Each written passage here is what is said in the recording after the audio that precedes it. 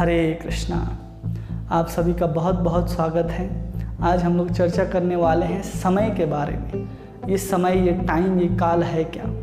हर किसी के हाथ में एक घड़ी बंधी होती है, हर किसी के पास आज मोबाइल है, हर किसी के घर में एक घड़ी टंगी होती है जिसमें 3 सुइयाँ होती हैं, 1 घंटे के, 1 मिनट की और तीसरी सेकंड की, जो टिक टिक टिक टिक करता हुआ चलता हुआ जाता है और हमें बताता है कि अभी सुबह होने में कितना समय बाकी है, या दोपहर होने में, या फिर जिस चीज़ की हम प्रतीक्षा कर रहे हैं उसमें अभी कितना समय बाकी है। क्योंकि हमने अपने जीवन में उस समय को फिक्स करके रखा है कि हाँ, हमारे यहाँ सुबह 6 बजे होता है और रात हमारे यहाँ 8 बजे होता है। तो हमने ये मान करके रखा है कि ये समय इस समय गुजरता है, और उसी को दिखाने के लिए एक फिजिकल रिप्रेजेंटेशन के रूप में हमारे पास एक घड़ी और एक कैलेंडर है, जिससे कैलेंडर के माध्यम से हम दिन, सप्ताह, महीने और साल की गणना करते हैं, और घड़ी के माध्यम से हम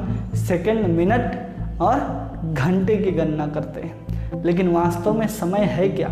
वो तो केवल एक समय दिखाने का, समय को बतलाने का एक तरीका है, एक माध्यम है जो आपको बता रहा है कि समय इतना बीत रहा है, इस रफ्तार से बीत रहा है।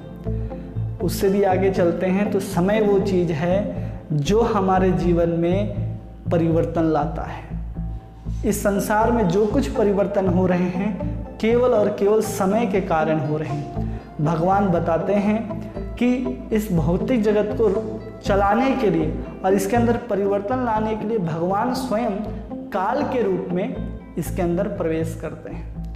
अगर काल ना हो तो किसी भी वस्तु में परिवर्तन ना आए। कोई भी व्यक्ति मृत्यु को प्राप्त नहीं करेगा अगर काल नहीं होता। संसार नहीं चलेगा अगर काल नहीं होगा। नदी नहीं बहेगी अगर काल नहीं होगा। हर चीज़ में जो परिवर्तन आ रहा है वो काल के कारण है, और उसी काल के माध्यम से हम उसमें आए हुए परिवर्तन को गणना करते हैं। और वही भगवान भगवत गीता में बताते हैं कि कालः कलयताम अहम, गणना करने वालों में मैं काल हूँ। जो कुछ गणना हम अपनी सृष्टि में, अपनी अनुभूति में आने वाले चीज़ों को करते हैं वो समय के माध्यम से की जाती है, और वो समय क्या है? भगवान है। और ऐसे भी समझ सकते हैं कि भगवान ने एक इंस्ट्रूमेंट है, भगवान का एक इंस्ट्रूमेंट है, एक शक्ति है जिसके माध्यम से भगवान हर जीवात्मा और इस भौतिक सृष्टि को नियंत्रित करते हैं। ऐसा बलदेव विद्याभूषण अपने भगवत गीता में बताते हैं। फिर भगवान कहते हैं काल है क्या? भगवान बोलते हैं कि कालोऽस्मि लोक क्षयः कृतः, मैं विनाश करने वाला क्या हूँ? काल हूँ। क्योंकि भौतिक जगत में हर चीज़ क्या है? विनाशशील है। हर कुछ विनाश की ओर आगे बढ़ रहा है। एक छोटा सा बच्चा जब जन्म लेता है, फिर धीरे धीरे बड़ा होता है, फिर एक अवस्था में आकर के रुकता है, कुछ काल के लिए रुकता है, और फिर बूढ़ा होकर के वो मृत्यु को प्राप्त होता है। उसके बीच में या उसको परिवर्तन लाने वाला क्या चीज़ है जिसके कारण परिवर्तन आया? तो केवल और केवल एक चीज़ है, समय। समय नहीं होता तो हमारे ऊपर परिवर्तन नहीं आता। फिर भगवान कहते हैं कि अहम एव अक्षयः काल, और मैं ही वो अक्षय काल हूँ जो कभी परिवर्तन नहीं होता। इस भौतिक जगत में जब भगवान की शक्ति प्रवेश करती है तो उस काल में भी परिवर्तन आता है। काल में परिवर्तन आता है तभी वस्तुओं में और प्रकृति में, जीवों के शरीर में क्या हो रहा है? परिवर्तन हो रहा है। लेकिन जो स्वयं भगवान उस काल के महाकाल है, उनके अंदर कोई परिवर्तन नहीं होता। इसलिए हम आज काल को 3 हिस्सों में बांट सकते हैं, वर्तमान, भविष्य और भूतकाल। लेकिन भगवान के पास जो काल है, स्वयं भगवान जो हैं वो आदि और अनंत है। मतलब वर्तमान में भी हैं, भूत में भी थे और भविष्य में भी होंगे। लेकिन हमारे पास जो आज जो समय हमको दिखा रहा है, हमारा घड़ी या हमारा कैलेंडर, उस समय को हम वापस नहीं पा सकते। जैसे कि आपने घर से निकले और घर से निकलने के बाद आपको तुरंत याद आता है कि मैंने अपना घड़ी, हमारा मोबाइल या हमारा पर्स घर में छूट गया है। आप तुरंत जाते हैं और वहाँ से अपने घड़ी, अपने मोबाइल, अपने पर्स को उठा करके ले आते हैं। लेकिन समय एक ऐसा चीज़ है जो अगर छूट जाता है तो आप पुनः वहाँ पर जा कर के उसको हासिल नहीं कर सकते हैं।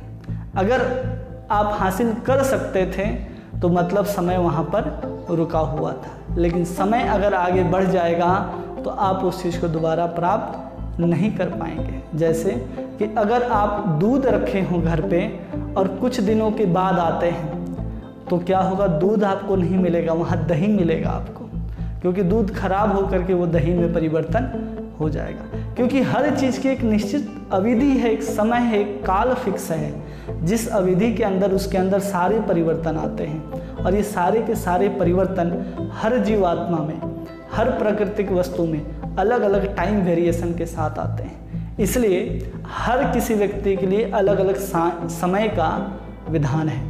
जैसे चींटी जो है वो बहुत कम समय तक जीती है, उसी में उसका पूरा काल समाप्त हो जाता है।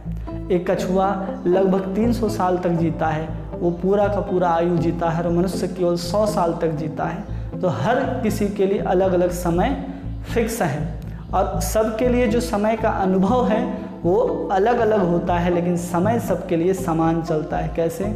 अगर कोई व्यक्ति को बहुत अच्छा सिनेमा दिखाया जाए तो उसको पता ही नहीं चलेगा कि 2 घंटे के पिक्चर देख करके निकला और बोलेगा कि क्या कि मैंने तो अभी सिनेमा हॉल के अंदर गया और तुरंत बाहर निकला, क्योंकि उसे पता ही नहीं चला कि इतनी अच्छी सिनेमा देखने के बाद कि समय कितना जल्दी बीत गया। उसी तरह अगर बोरिंग सिनेमा चला दिया जाए सिनेमा हॉल के अंदर और लोग जा कर के बैठेंगे तो उनको पता चलेगा कि सुबह से यहाँ बैठे हैं और अभी तक सिनेमा ख़त्म नहीं हुआ। एक्चुअल में क्या होता है, समय सिनेमा का 2 ही घंटा होता है। किसी को अनुभव होता है कि मैंने तो पूरा का पूरा दिन बिता दिया, और किसी को अनुभव होता है कि मैंने क्षण भर में इसको बिता दिया। कभी कभी हम रात को सोते हैं तो अनुभव करते हैं कि तुरंत सोए थे और तुरंत सवेरा हो गया, और कभी कभी जब नींद नहीं आती तो पता चलता है कि रात कितनी लंबी है। इसलिए इसे कहते हैं सापेक्षता का सिद्धांत। हर किसी व्यक्ति के लिए वही समय अलग अलग अनुभव होता है, लेकिन उसके बाद भी उस चीज़ में परिवर्तन हो रहा है। जैसे कि आपको अनुभव नहीं हुआ कि ये समय कितना जल्दी बीत गया, लेकिन समय उतनी ही रफ्तार से बीतता गया। वो आपके लिए धीरे या किसी और के लिए स्पीड नहीं होता। समय सबके लिए बराबर रूप से चलता है। ये भगवान के द्वारा बनाया गया एक ऐसा शक्ति है, एक ऐसा नियंत्रक है जो हर किसी को परिवर्तित करता है।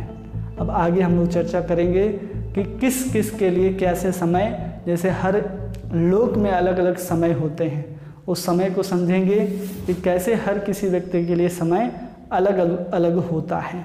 आप सभी का बहुत बहुत धन्यवाद। हरे कृष्णा।